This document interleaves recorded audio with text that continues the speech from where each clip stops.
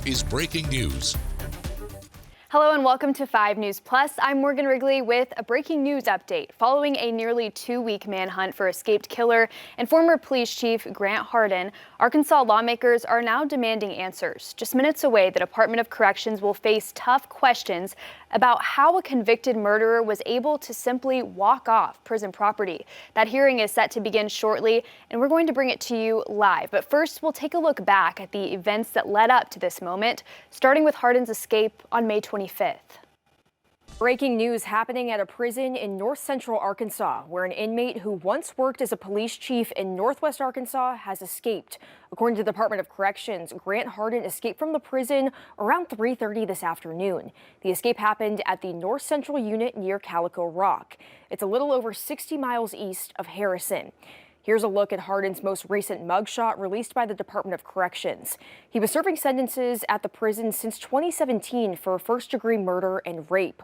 Both crimes happened in Benton County, where he also worked as a police chief in the town of Gateway. This surveillance photo released by the Stone County Sheriff's Office shows Hardin during his escape. You can see he appears to be wearing a Department of Corrections uniform. Both the murder and rape he's convicted of happened in Benton County, where Hardin also had a history of working in law enforcement and worked as a police chief in Gateway before his arrest. Stone County Sheriff Brandon Long says his department was alerted around 5 p.m. They're assisting the Arkansas Department of Corrections, State Police, and the Izard County Sheriff's Office, which is where the prison is located. Authorities are using every resource available, including drones. The sheriff says the roads leading into Stone County from Izard County are shut down, and they're checking all vehicles. He's encouraging people to stay alert no matter how far away you live from the prison, making sure your vehicles are locked, and if you see something, say something. Calling Hardin extremely dangerous. Here's a look at Hardin's history. He was the police chief in Gateway, a small town between Bentonville and Eureka Springs near the Missouri state line. He pled guilty to first-degree murder for the shooting of James Appleton. It happened near Garfield in 2017. Hardin's rape conviction was for a separate crime in 1997. DNA evidence was used to identify him as the suspect in the assault of a teacher at a Rogers Elementary School. He eventually pled guilty to that charge as well. Yeah, Darren, it's now been over 24 hours since Grant Hardin escaped from that prison in Calico Rock. And I will say that we've been here in Izard County all day and we have seen a heavy police presence. But I'm told that as time goes on, the search area will need to expand. The search continues. Checkpoints scattered throughout Izard County Monday as law enforcement personnel look for any sign of Grant Hardin. Department of Corrections is out there, Arkansas State Police, U.S. Marshals. We've had Fish and Game helping out, local sheriffs, local police departments, pretty much anyone that can spare some officers. Photos here from the Arkansas Department of Corrections shows what appears to be Hardin leaving the North Central unit in Calico Rock wearing a makeshift officer's uniform. Brand Champion with ADC says search efforts Monday focused mainly in the area near the prison. We have a K-9 team that's here at this area. We have a lot of different agencies that are from this area that know it a little bit better.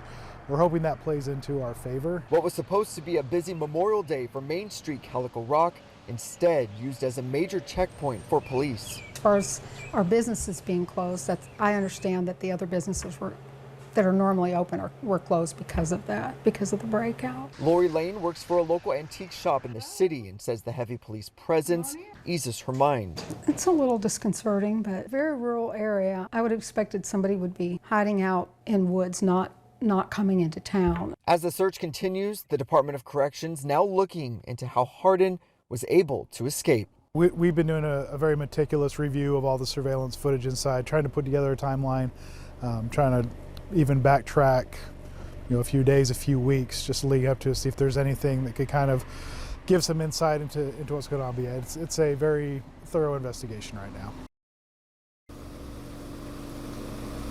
Now, Champion says that internal investigation will also be looking at policy and protocol to make sure something like this doesn't happen again. He also says that the search will continue through the night. In Calico Rock, covering news where you live, Jacob Luthi, 5 News. All right, Jacob, thanks. With Hardin's ties to Northwest Arkansas, law enforcement here on high alert. Both of the crimes he is serving prison sentences happened in Benton County. He pled guilty to the deadly 2017 shooting of James Appleton, got a 30-year prison term for that. Prosecutors say the motive still remains unclear.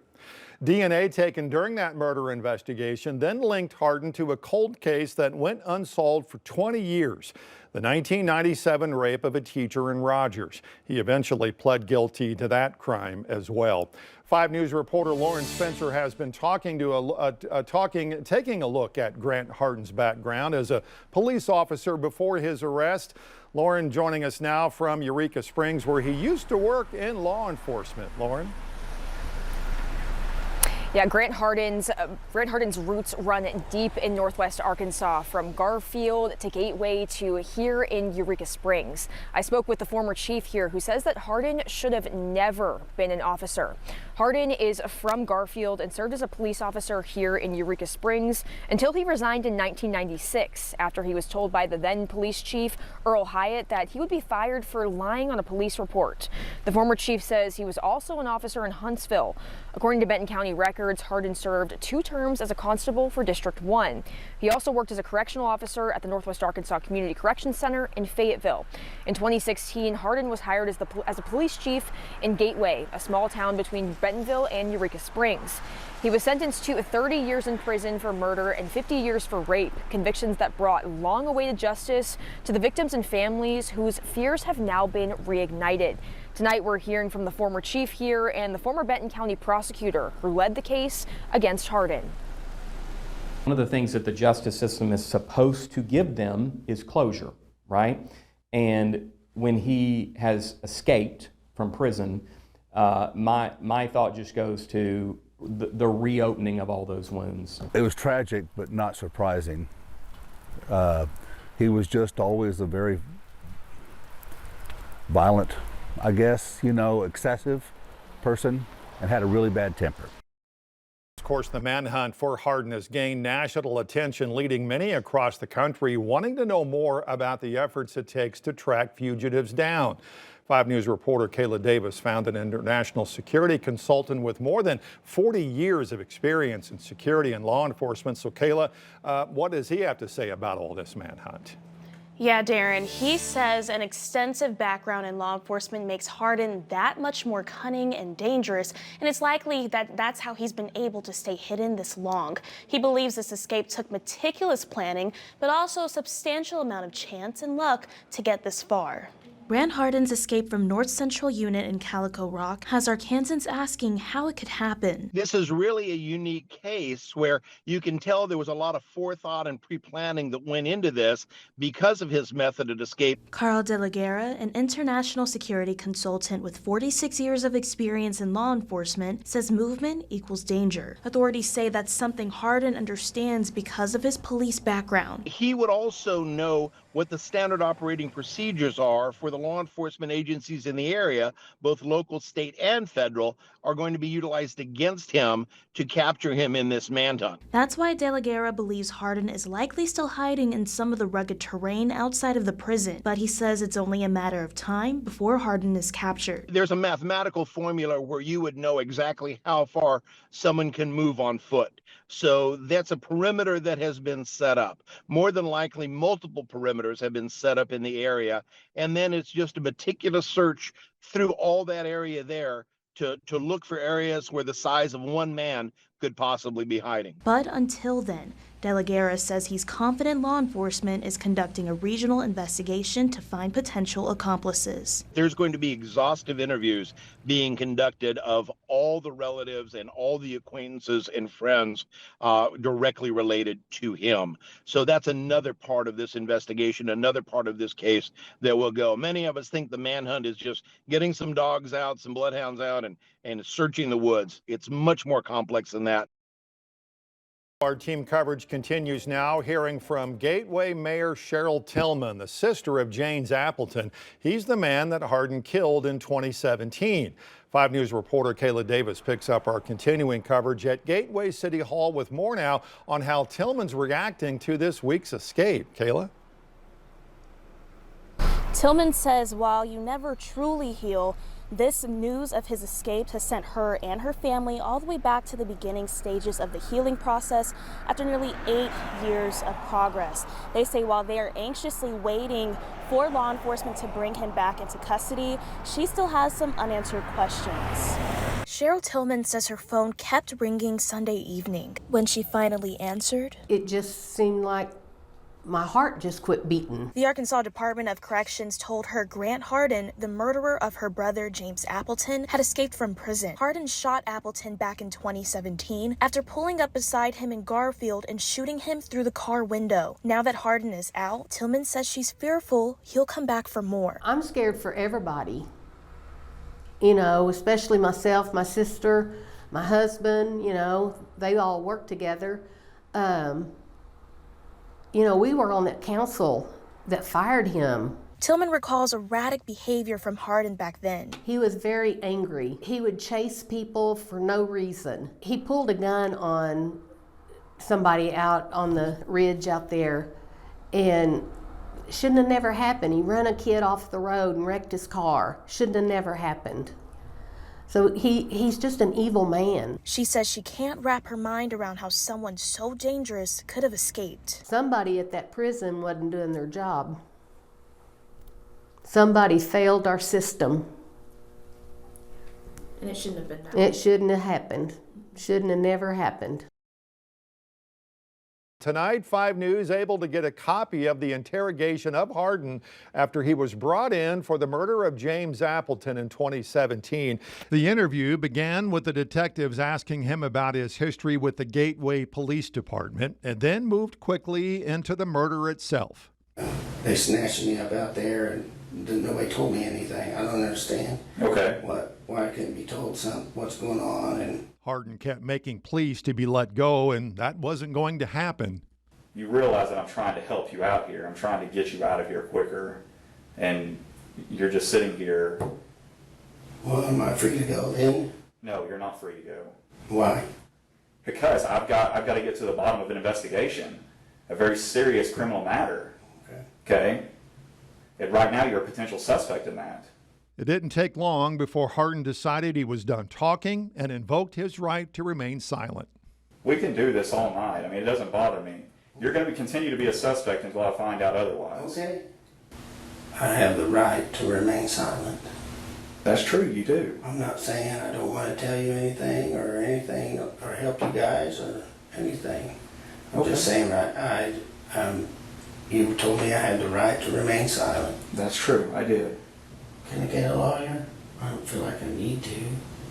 It's up to you. But obviously something's going on and I need one. First tonight, prison escapee Grant Hardin is now in custody after a nearly 2-week-long manhunt. These are new pictures we were getting from the Arkansas Border Patrol as Hardin was captured. Hardin was located this afternoon near Moccasin Creek in Izard County by Arkansas law enforcement and U.S. Border Patrol after tracking dogs picked up on his scent. And new at 10, we're learning from Rand Champion from the Department of Corrections that Hardin will now be housed at the Varner Unit, the most secure facility in the Arkansas prison system. It's also where death row inmates are held. Good evening and thank you for joining us. For your 5 News at 10, I'm Morgan Wrigley. Darren has the night off. We're continuing to follow the latest as the Stone County Sheriff's Office says that the public is, quote, no longer in danger. 5 News reporter Parker Abels is here right now with more on the capture. And what are you learning tonight, Parker? Well, Morgan, Grant Hardin was found today at 3:45 just outside a mile of North Central Unit in Calico Rock. And with Hardin officially back in custody, I broke down what the last couple weeks has been like. On May 25th, the Devil and the Ozarks escaped from North Central Unit Prison in the middle of the day by using a makeshift police uniform and walking out the front gate. That according to the Arkansas Department of Corrections. And from there, the search began. For nearly 2 intense weeks, a massive manhunt unfolded with local, state, and federal agencies, including the U.S. Marshals and Border Patrol, mobilized to bring him in. Tips and possible sightings poured in from multiple counties, even spilling across state lines, adding to the urgency of the case. Since busting out of prison, Hardin racked up new charges: escape from Izard County, an unlawful flight to avoid prosecution in the Eastern District of Arkansas. A combined $25,000 reward from the FBI and U.S. Marshals was on the table for any information that led to his capture. But now that he's in custody, it remains a mystery who, if anyone, will claim it. The ADC said Hardin was finally tracked down near Moccasin Creek in Izard County thanks to the sharp noses of tracking dogs and the relentless efforts of the Arkansas law enforcement and U.S. Border Patrol. After his capture, Governor Sarah Huckabee Sanders said Arkansans can breathe a sigh of relief. The Izard County Sheriff's Department said Grant Hardin was found around 1.5 miles north of the prison he escaped from, and his identity has since been confirmed via fingerprinting. We sincerely appreciate the continued support of the community for all law enforcement and Department of Corrections personnel involved in this operation, said Izard County Sheriff's Office.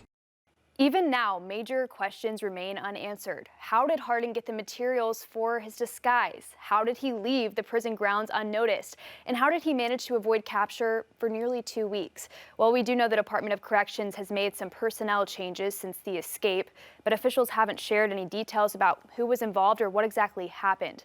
Now that we've retraced the steps that led us to this moment, it's time to hear directly from state officials. Up next, we'll bring you the live hearing as Arkansas lawmakers press the Department of Corrections for answers. Stay with us right here on 5 News Plus. Representative Rose, you're recognized. Thank you, Mr. Chairman. Chairman Magness over here. Thank you for joining us today. Had a couple of kind of preliminary questions, Mr. Chair, if you allow me. You had mentioned that there was discovery of how the individual was able to get outside the kitchen and through a gate, and that those 2 employees had been terminated for violating policy. With that in mind, I was under the impression that a component of his escape was a disguise that allowed him to look like security personnel or prison staff. Is that correct? Yes, sir.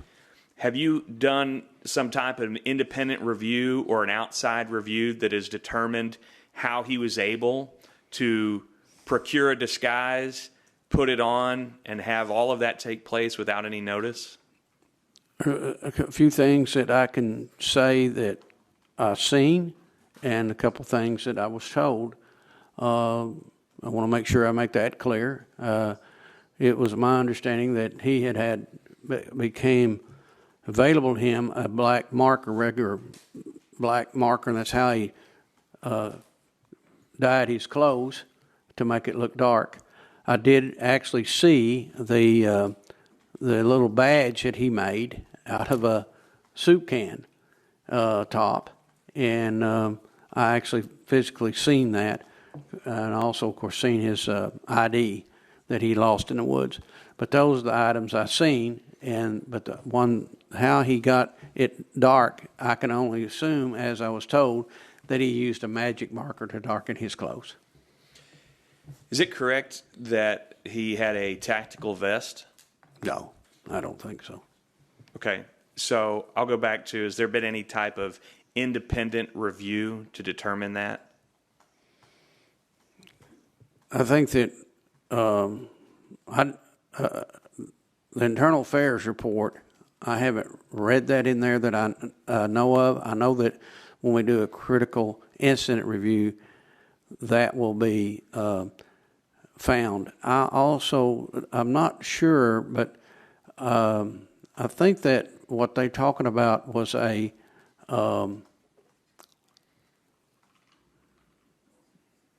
vest. I'm not sure. I haven't seen anything on the vest. Follow up. Thank you.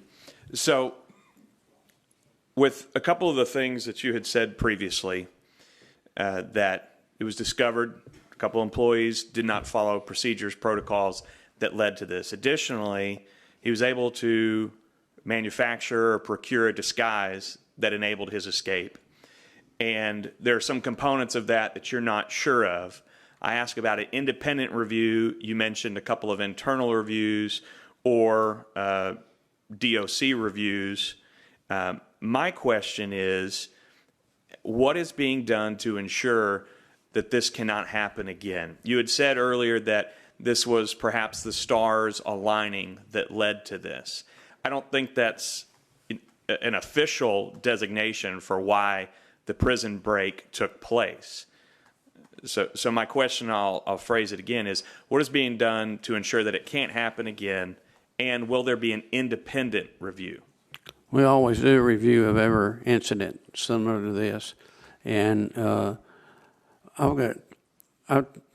when you're dealing with humans, you can only do so many policies, and if they're going to be they're not going to follow them, then something like this is going to happen.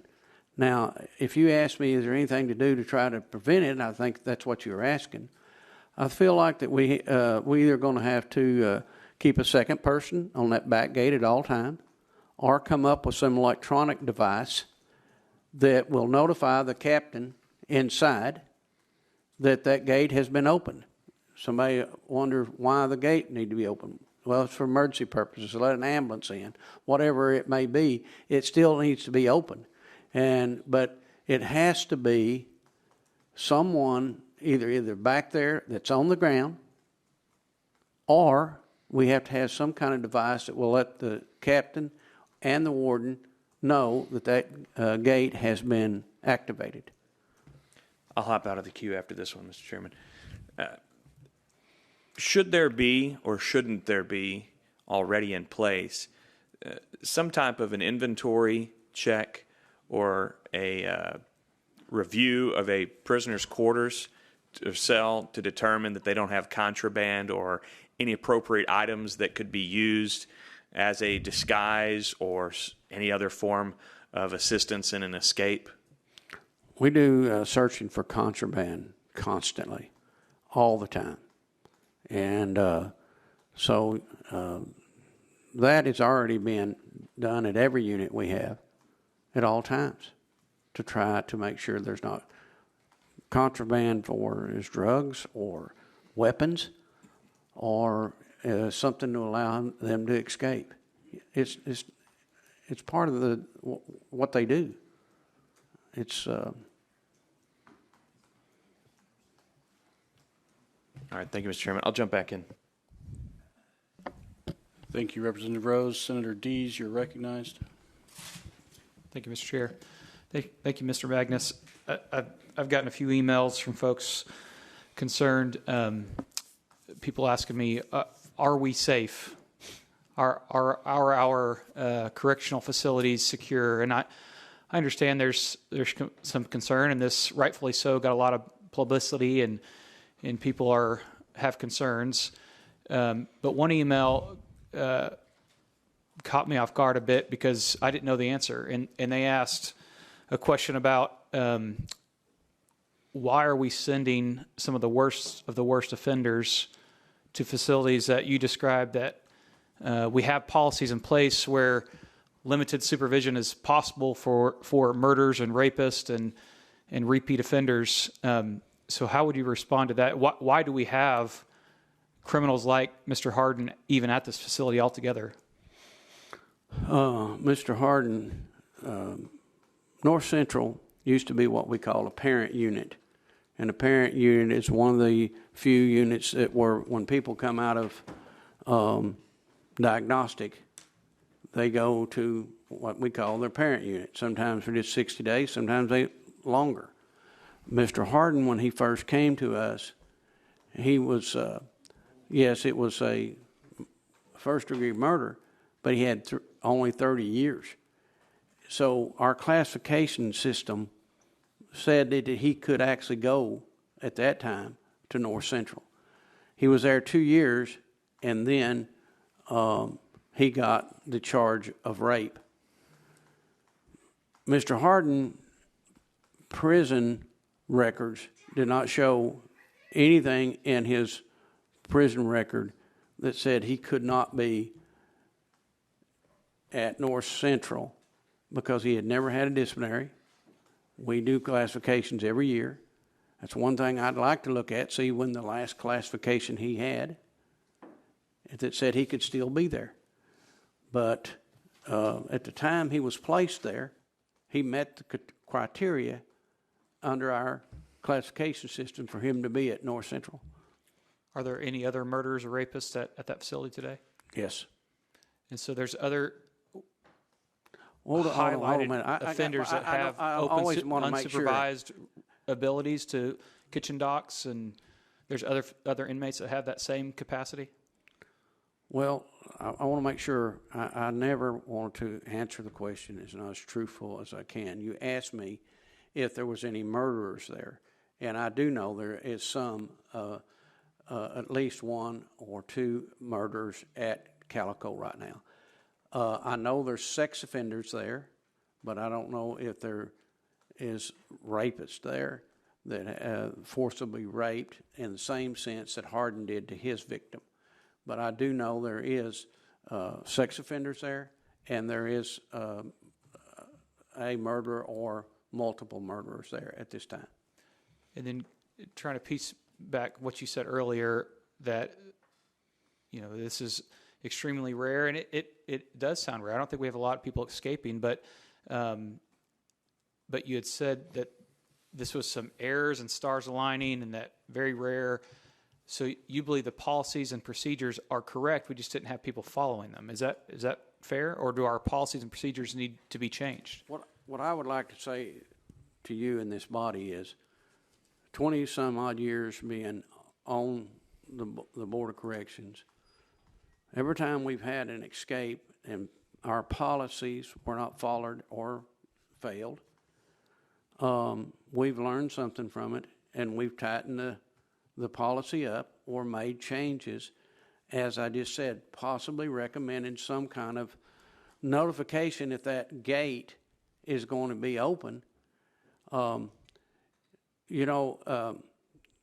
It's easy to sit there and say that we'll always have a second man back there. But there could be something arise, like a riot or whatever, inside the unit where that man on the ground needs to go into the unit. Who's responsible for the policy and procedure review and adoption? The adoption of policies review will come either to the board or to Mr. Payne. So the Board of Corrections is responsible for all yes. boards and policies, and procedures. The secretary, Ms. Lindsay, Ms. Wallace. And I think I'll probably have more questions, but has anybody sent any apology to the victims of Mr. Hardin's crimes that you're aware of? Not that I'm aware of. Okay, thank you.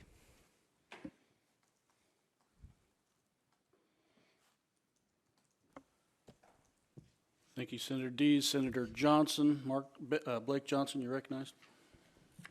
Thank you, Chairman, for being here. So in our I'm assuming this is not what is considered a maximum security prison. Is that right? It's classified as a medium security prison. So in a maximum security prison, how are those inmates that are equivalent with him, with rapists and murderers, how are they handled? Do they get to go into the general population? Do they get to do assigned duties? Do they, in the kitchen areas? And also in this medium security, do they have their own wing to be in? No, all the prisons, the inmates are assigned duties, like in the kitchen or in the laundry, whatever that may be, cleaning the floors, whatever. Whether it's a maximum security unit or a medium security unit, inmates do the kitchen, the food, the whatever. So it wouldn't make a difference in that sense what level of security facility is. Inmates are still doing the day-to-day running of the prison. So, I mean, just as a lay person, a citizen, and sitting where I sit, I think you could you not do that with the other inmates that are in the prison that are not in a maximum at a maximum level, or that are not murderers or rapists? I mean, can you not have those other inmates do those duties? Yes, sir. Again, there is policies that if followed, that whether they're in there for homicide or what they're in there for, they should not be able to breach the facility and get out into the public. And the policies are there in place for this not to happen. I can't stress any more than that you had two people, unfortunately. If either one of them would have said no, if any of them would have stopped, Mr. Hardin hadn't got out. But we have people that come to us that are convicted of drugs, let's say. They're a constant problem every day. That behavioral problems. And we have people there that are convicted of a homicide that work in different parts of the prison and never give the staff any trouble whatsoever. So that's why you have a classification system. That's the reason we have just, the board had just voted to study our classification system. It's part of Protect Arkansas. And so we're re-looking at our classification system and see if that there's a better, something better or different that we can use. But I think it's hard to sit here and testify and to tell you that we shouldn't have somebody that's convicted of a homicide working in the kitchen, because there is all the time. And we don't have a problem with it. Well, whenever I was given my parents problems, the ones that give the problems would be the ones that worked the most. That's what the dad's theory was. That's, I guess that's what mine would be also. But well, they stopped letting us do that several years ago. Yeah, it's just a voluntary mandate, so I appreciate it. Thank you. Thank you, Senator Johnson. Members, in the sense of time, I want to remind everybody that we do have 7 or 8 other witnesses to hear from. So I want to make sure you have time to answer all of your questions answered. If you feel like this is the place it needs to be asked of this witness, of the chairman, please do so. But we all will be hearing from the warden next, and then the director of the department, and so we'll keep going though. Senator Gilmore. Thank you. And I actually appreciate you bringing up the classification. That was a big component of the PROTECT Act, because of it matters where we house people. It matters who they're housed with. It matters that we understand and have risk needs assessments. These are things that we've had conversations on in the recidivism task force of which you participated, and I appreciate that. These are all things that need to be looked at, and I think these are a lot of things that we've talked about before, and I think that are still in limbo with as regards some of the risk needs assessment. And I don't know when the last time that was looked at from this particular inmate standpoint, but I do think that it is important that we get that handled and addressed. My question to you on this, we keep talking about the 2 people, and clearly there was a failure of these 2 individuals. They've been fired. Appropriate action, I think, taken. But do we believe that this was more systemic than 2 people? Because I'm trying to, and I'll elaborate, and you can answer, because if an inmate has gotten a marker to dye some clothing, one would stand to reason that probably he's got ink on his hands. How did he get the clothing? Did he sew it? Did he put it together? How did he do that? Was there an inspection of his particular cell and bunk? I just, from my standpoint, I have a hard time, and I hear what you're saying, and I understand that there are 2 people certainly to be blamed in this regard, but I think that there needs to be a more comprehensive look at this, because, what are your thoughts? Do you think it's just more than 2 people, or do you think the 2 people is it? I think that it's the staff, day in and day out, do an unbelievably great job. But a lot of, not North Central, but a lot of places are overworked. They don't get to do some of the checks they probably, I don't say need to, because, if a T-shirt comes up missing, or that was his T-shirt. So that was his T-shirt he blackened. So, no, they're not going to go in there and try to find whether he has 3 T-shirts or 2 or just doesn't. They're trying to find contraband and other items, weapons that they can use on other inmates and staff. Okay. Well, I think my final question, I'll move on because I know for the sake of time we need to move on. When did y'all take the vote on the classification? Before or after the escape? No, it's before escape. It was in-person meeting, if I remember correctly, before the escape.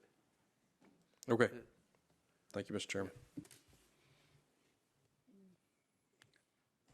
Mr. Chairman, one thing I was taught that when I testify, only answer the questions that is asked of me. Absolutely. So I'm going to break my own rule. I want to tell y'all something, and I'm going to make it, because you asked me about who was running the command post and everything. Over the last 50 years, I've been involved in law enforcement. Last 35 years, I've flown a helicopter.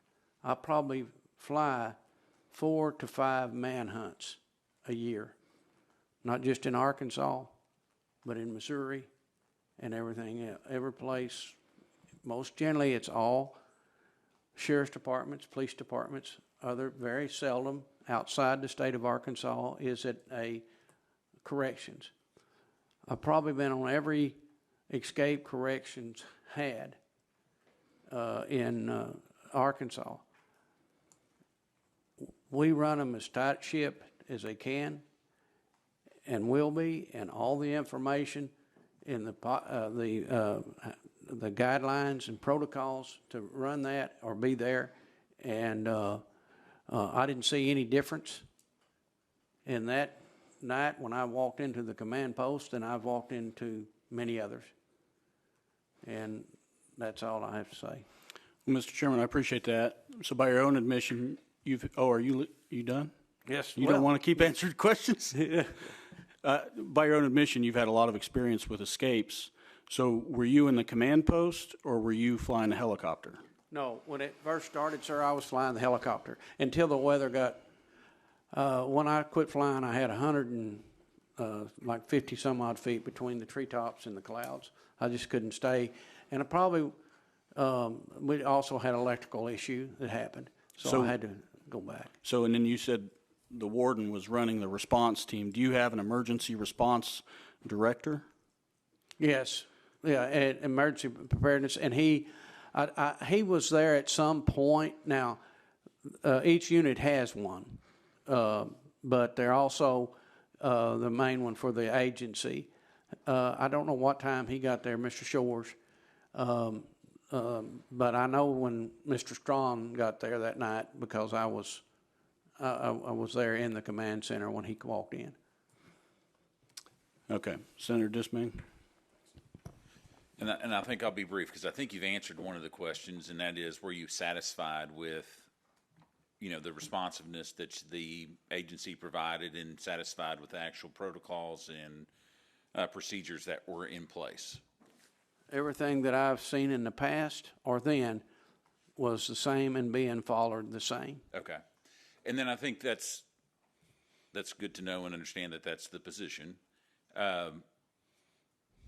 I find in life that rarely, if ever, stars align. Things always happen because of intention by someone. You kind of alluded to it, I think, in a little bit. You said it is what they do in regards to the inmates, and I guess, trying to find a path out or whatever it may be. It is what they do, which means we should expect it, right? And knowing that we expect it, and by the way, the devil in the Ozarks wasn't just a murderer, rapist. He was also an ex-law enforcement officer, which I think holds him to a much higher level of deceit and whatever you want to say about that individual. So he was a little bit more than just a murderer and a rapist. But my question would be, what do you all do? How often do you assess risk and weaknesses at a facility in regards to the facility as a whole? I would like for you to ask Dexter Payne that. I know through the years, What is through the board's year, policy of a review I can't tell you. I know that we go through escape procedures at each unit several times a year. But how often do you assess the facility? So, for instance, this gate. I mean, in the modern world, to think that there's not a sensor on a gate when it opens and closes at a corrections facility seems almost unheard of. I mean, it's a gate on a corrections facility, and there's only so many points of access to a corrections facility. There's two. Okay, so there's 2 points of entry, and they don't have a sensor on Two them. gates. There's 2 gates on that back gate. There's not one. He didn't have to pop just one gate. He had to pop both gates. Okay, but there's not a sensor. How many points of entry? I don't want to get into that. All right, but as far as but you don't know how often we're assessing a site as far as weaknesses and opportunities and that sort of thing. I know they go through drills, escape drills, several times a year because I actually get called to come and fly for it. Well, so I'm not asking about that. I'm asking about the facility itself. You know, we have all these different facilities that have their own weaknesses and, points of concern and that sort of thing. And because these inmates, because what they do is trying to figure out how to leave, they're continuously evaluating those. My question is, are we doing the same thing? Yes. I think you'll find when you interview Dexter Payne or Randy Shores, they'll be able to best answer that question. But it's not board policy that these happen on any type of time frame. It's up to the individual leader of that facility. No, I think they'll be in policy that they have to do it ever so often. And they're going to say more. What you're asking is review, and I'm saying it's an escape drill to go over all their policies and procedures to see if there's anything there that they need to do. So, but all the potential routes, the escape points, hey, there's high water at this, there's, all those things are already mapped out, and everybody has that on hand when they're sitting in that room deliberating and where they need to go and where they need to send manpower for an escape. Absolutely. Okay, and so that's a written type thing that y'all have in place for Calico Rock, and we ask for it. We're going to be able to take a look at that. Notifying each agency, whether it be Israel County, Baxter County, any other counties around, state police, there'll be a notification there and a procedure to notify them and document the time they're notified. I'll ask. I'm not going to ask you because I don't think you know the answer, and that's okay. Part of these questions I get. I was more concerned about whether or not you had a policy in place requiring review of the risk and assess risk of a particular facility. So thank you.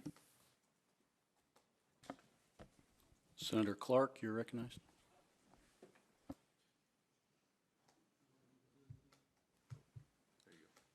Thank you, Mr. Chair. I'm going to follow up on Senator Dee's questioning. When at my company, when things go wrong, and they go wrong too often, it should be perfect. But when things go wrong, we have meetings, and we find out if it's policy. It's rarely policy. Policy is usually right, but sometimes we find a policy issue. We find something that we're doing it this way, and there's something else that we should be doing that we're not. But more often than not, it comes down to not following policy. And unlike I've heard here that there's 2 people, I've had as many as 4, that if each one had followed policy, which they knew, that the whole big thing wouldn't have happened. So what have y'all discovered as far as policy that needs to be changed? And I understand you're the board, but I'm assuming everybody's reporting back up to the board. What have we discovered as far as policy that needs to be changed? I want to make sure that my opinion, looking at what I see, that at some point that we need to find as Mr. Senator Desmain says, in this day and time, there probably is something that will alert the captain in charge, the duty warden in charge, that gate has been opened. Or we are just going to have to insist a second person to be at that gate. If the second person on the ground would have been there, even as lax as the employee was in the tower, that could not and would not happen. Even when it was against policy for let the inmate work on the back porch of the kitchen and the back dock, would not have happened if there'd have been a second man on that ground. So it's got to be one of the two. You've got to find some way to assure that that if that back gate is opened, that there is somebody inside is alerted, and there's a time lapse before he can get out there and check, or it has to be a second person there, one of the two. Okay, so you have policy that needs to be changed, or at least in your view needs to be changed. So let's come back down to following policy. I've got a great staff, and I think they do a superior job to other people that compete with us at what we do. But still, like I said, we've had as many as 4 people not follow policy in order to have the problem that we had. That is systemic in my company. Great people, but that's systemic. If I got 4 people who didn't follow policy, that's not just the 4 people. That's a problem beyond that. So if you've got 2, is that not systemic? No, sir, I don't believe so. You don't think there's more? No, I think the problem a lot of times working in corrections, staff get complacent that on dealing with the inmates. Mr. Hardin, for example, had never had a disciplinary, never had one. So they get to thinking they're like, it's either that they get complacent dealing with them, or they're lazy, one of the two. This should not have happened if either one of those would have done their job. Either one of them. Is it extemic from the rest of the staff at North Central? You can't convince me that. There's no way. They're dedicated people up there, just like we have in every facility.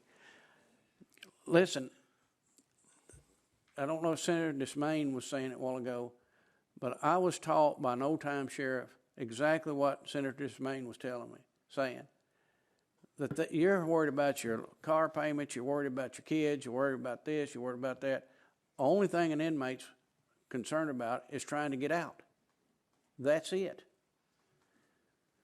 But I can tell you that anytime you start not following policy, every escape we ever had in ADC is because the policies were there and they did not follow them. The 2009 escape, where 2 of them walked out with uniforms that they made in the garment factory, is because the captain didn't stay at the door like he's supposed to. If you have 15 people come to work, you have 15 leave. You don't have 17. But the bottom line is the captain didn't stay up there to count them. I think complacency is exactly the right word. That's what I find in my company. And again, I'm not insulting the people that are working. I have a great staff. But complacency, that we don't think the policies are necessary. And when I say that's systemic, if you got 2 people who happen to be in, as you said, the stars come together, that they both didn't do the job they were supposed to do, yet knowing what that job is. I think complacency is such a natural thing in humans that I'd be interested to find out from others why it's not systemic. Does that make sense? It makes sense, and I understand the question. I really do. Is there more people like that? And Our staff most generally is trained to follow policy, period. And they do an unbelievably good job on most days. Why this happened, you know, you got to look at it. You're calling it extemic, and I get what you're saying, but we had 2 that day.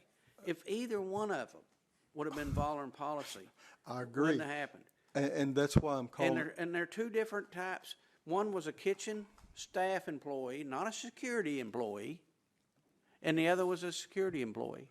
And the reason I'm saying systemic, and it may be in all security places, is because I don't think anybody would have predicted that those 2 wouldn't have followed policy. Yeah. And if you can't predict those 2, then you can't possibly predict that there's not more. And then that comes back to within the system, how do we change that? How do we keep people from being complacent? Wouldn't you agree? Yes. Thank you. Okay, members, I've got 3 more in the queue, and then we're going to move on. Representative Rose, you're recognized.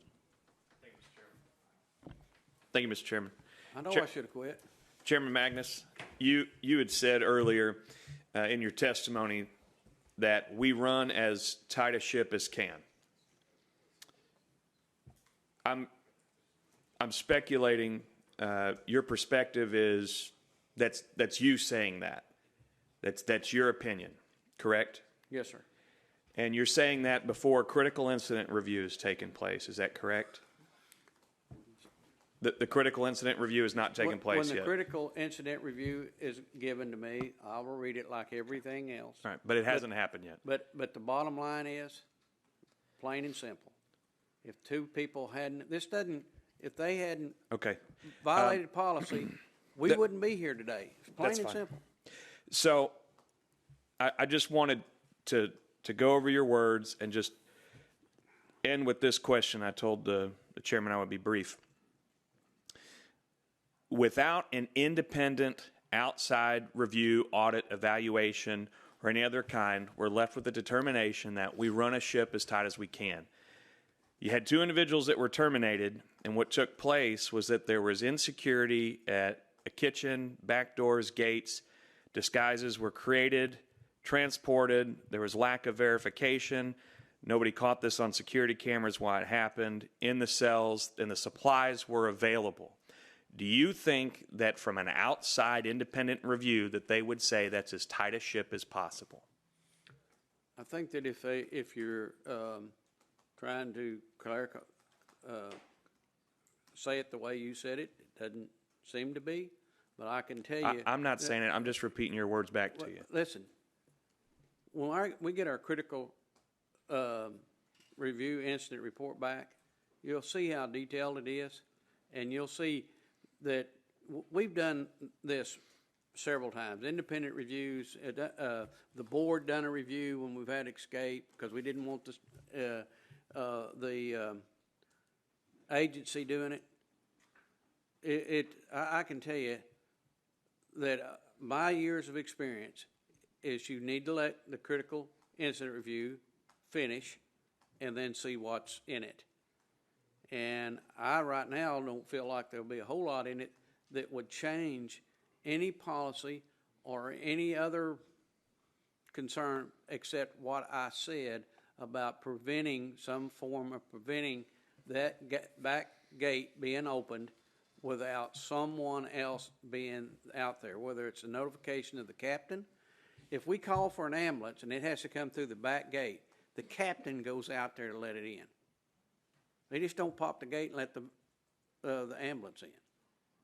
So what I'm trying to say is, yes, in this incident, what we will learn from it is that we cannot count on 2 people doing their job. So the gate, being the last part of security, will need to be some way secured differently where it doesn't happen again. All right, thank you. Thank you, Mr. Chairman. Senator Dees. Thank you, Mr. Chair, and I'll be quick. The escape happened on May 25th, correct? Yes, sir. And I heard you say earlier that y'all had met and voted before on inmate assessment.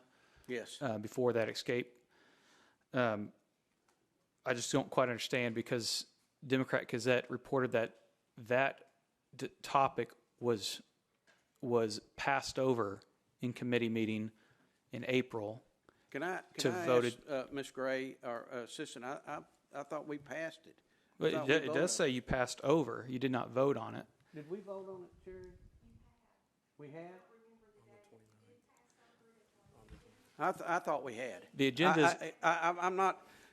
You did vote on it. It was after the escape, though. It was May 29th, is the records I see on the agenda. Is that correct? It sounds right. Okay. We can check. That's the report I'm looking at. I mean, I'm not trying to say. I know that it wasn't.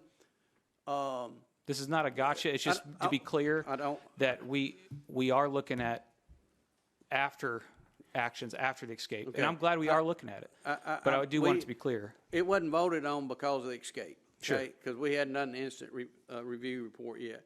We voted on it for two reasons. Okay. For Van Air, the people that's doing the new prison has asked for a new classification, plus it's part of the law. And so if you're saying we didn't vote on it to the 29th, you're probably right. I thought we'd vote on it before. And then that goes to show I don't remember everything correctly. No, you're fine. It's hard to remember it all, but help me with this. With responsibility from the time that an inmate escapes, who takes authority? Is Department of Corrections? Is the facility itself the warden? Is the U.S. Marshal? Who actually has authority once an inmate leaves the facility?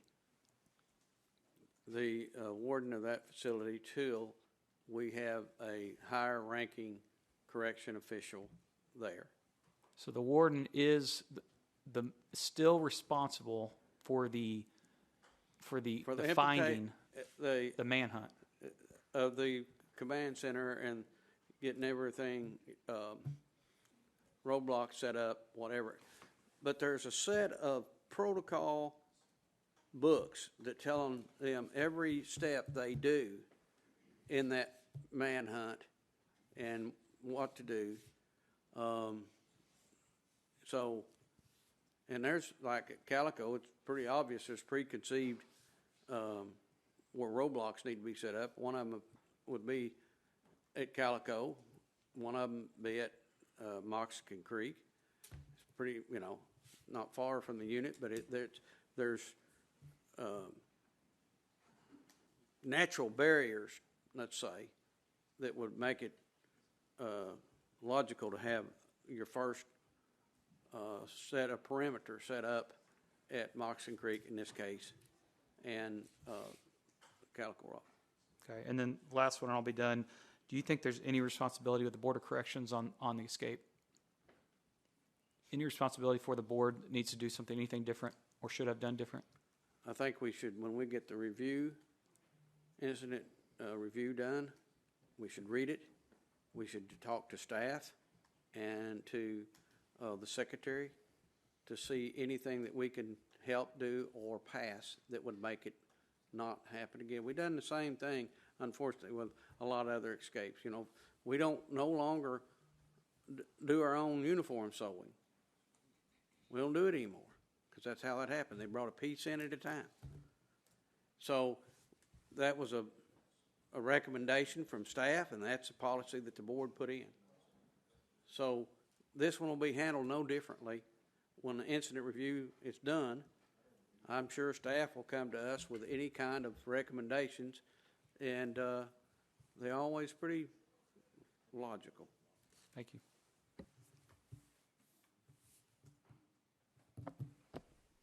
Representative Richmond. Thank you, Mr. Chair. Very quickly, did the two individuals that ultimately got fired, did they have immediate supervisor, a common immediate supervisor? Yes, a lieutenant, is my understanding, yes. What disciplinary action did he receive? He did not receive any disciplinary action because he was part of the trying to find what happened, the escape, and he wasn't notified until one of those, I think it was the food service guys that called him and said, hey, I let Hardin out on the back dock. I went out there, he's not there. So then him and the supervisor made a search. They even called the guy in the tower, and the guy in the tower says, I hadn't seen him. Well, you were talking about complacency. If he's a supervisor or immediate supervisor and then the supervisor himself, you know, complacency is the number one killer on the battlefield. It causes more problems than what most people will ever recognize. But the way you get around that is with good leadership, good supervision, to make sure people are doing those things they're supposed to be doing. In other words, why is this guy on the dock? Why don't we have two people at the gate? So I don't really understand why there wasn't some kind of disciplinary letter or something else put in there. And I only say that because, you know, hindsight's 20/20. There's no reason to go back and do it. But in the future, your standard operating procedures or whatever else you may have should have some actual supervision that you go around and you check on your people and you make sure that they're doing their job properly and look for those kind of complacency issues. Would you not agree with that? Well, sir, during the time of the escape, in fact, even after the escape, or visitation was going on. That is a manpower drain for visitation. And in fact, when they declared an escape, they wouldn't let the families that visited the inmates, they couldn't let them leave till they cleared everything out and got enough staff there to take care of it. But so the staff and the lieutenant probably, and the captain was probably very busy or with trying to maintain security with the visitation, make sure no contraband, no this, no that. Well, I appreciate that, but are you telling me that this is the only time or the first time that that particular inmate had access to the back dock or No, something sir. else? Well, see, that's No, what no, sir. I'm saying is that he probably had been out there before, probably on several occasions, and the supervisor, if they're doing something other than just sitting on their, you know, doing other things, I know they're busy. I understand everybody's busy.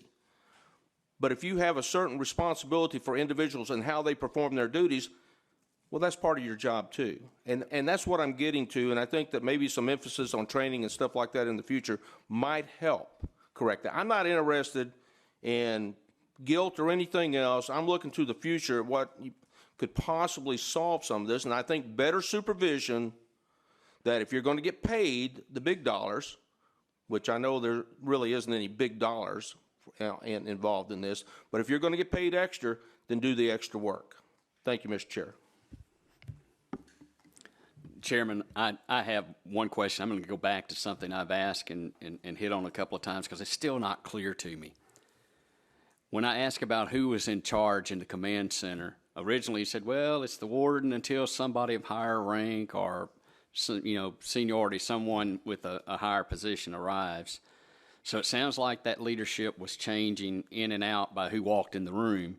So to be more specific, when you were on site, were you in charge? Were you the man? No, sir. You never were. No, sir. And it's not set up to that way for the chairman of the board or any board member try to run a manhunt. It's just, I have experience, but a lot of the board members doesn't. There is no way a board member needs to be telling staff that train on how to conduct a manhunt what to do. That's just not, you know, that's just not proper, and I wouldn't expect any board member of this board that would ever do that. I agree with you 100% on that. Were the people in that room, did they have that same opinion that you weren't the man, that you weren't making decisions? Did they feel like they could discharge their duties and they didn't have to get approval or a thumbs up to move forward with what was going on there? Was it clear line of communication of who was in charge at all times in that command center? For me, my opinion, it was. Now, also, I will ask questions of what's, you know, of the escape. I'm sure some of the people were telling me how they thought he got out, showing me the badge he made that they'd already recovered. But at no time should a board member interject himself in what the professional's trained to do every day. I feel like I'm safe to say that I'm a little bit different, and it's not the title. I go to them all the time. I mean, unfortunately, I go to probably at least 4 manhunts a year, in whether it be Boone County, Baxter County, Carroll County, whatever it may be, Howe County, Missouri. I mean, I have been to a lot of them. I don't interject myself there. Well, if I'm asked for advice, I'll give it. Yeah, I appreciate that, and you have a little more expertise in those areas on manhunts. I guess my real problem and why I'm really trying to hone in on who was in charge is because there's a gap of time from the escape until notification to the outside of the prison. And that's a couple hours from the timeline of information that I've received. I'm just trying to find out why there was a gap from escape to notification to the local authorities, to the state police, to other folks, because there's only one reason I see. And I think we all know what that reason would be. I think there was a time delay in actually figuring out whether he was gone or which inmate was gone. Okay? I think there was a delay for that reason. It wasn't, but I've seen some of the stuff that Captain Brandon did that night, and I think he done a good job trying to determine whether we had escape or not escape. But there again, when the escape was called, it was Warden Hurst that was in charge until a higher-ranking Department of Correction official got on property. Well, I'm just going to ask you, and I just don't understand that timeline from escape to notification. And you're saying it's to decide if it was even Hardin that had escaped? Well, I can tell you what I seen, and I can tell you when I was called. I know that when I got to the flu, I heard different agencies talking on the radio. I have 4 radios on an aircraft to listen to 4 different agencies. I heard many different agencies on the radio. When I got to the command center, I know there was some talking about the state police having their drone there. So I know there was the agencies that needed to be called were called at some point. Whether there's a delay or not, I can't. Well, I can't tell you. I can read the timelines. I've read some of the timelines, and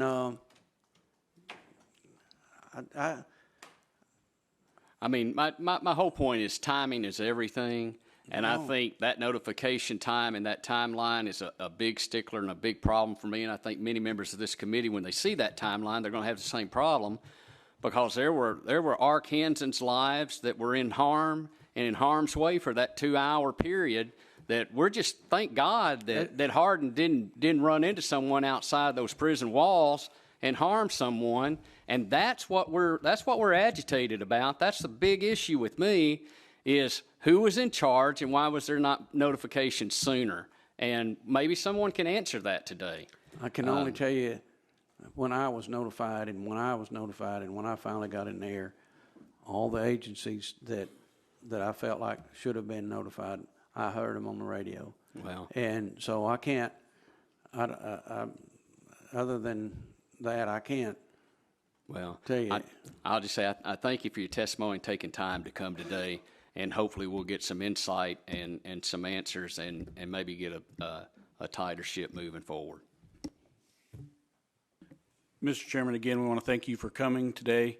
You mentioned several times that this was not a systemic issue, but when you look at all of the chain of events that led to him walking out of open gates, we misclassified him, or I should say you misclassified him after his first conviction. His second conviction, change in classification, wasn't communicated to the prison. So he was in a facility that was not appropriate for his needs. Your staff let him have access to the parts of the prison that he shouldn't have had solo access to, multiple occasions, enough occasions where he was able to requisition paraphernalia and contraband in order to make himself a uniform. You don't make yourself a uniform out of a t-shirt in an afternoon when you got to color the whole thing with a marker, unless you're there for 3 or 4 hours, which an individual who's supposed to be in max custody shouldn't be in for 3 or 4 hours by himself without supervision. And then he was able to walk out. Maybe you could say that if the guy up in the tower hadn't opened the gate, that was a failure of, he didn't follow policy. Well, if the 17 other policies before that had been followed, it wouldn't have mattered what he did. And sometimes I feel bad for that guy because he should have never got to the gate. So I think we've got major issues here that need to be dealt with, but we do appreciate you coming and sharing your thoughts with us on it, and you're free to leave. Thank you.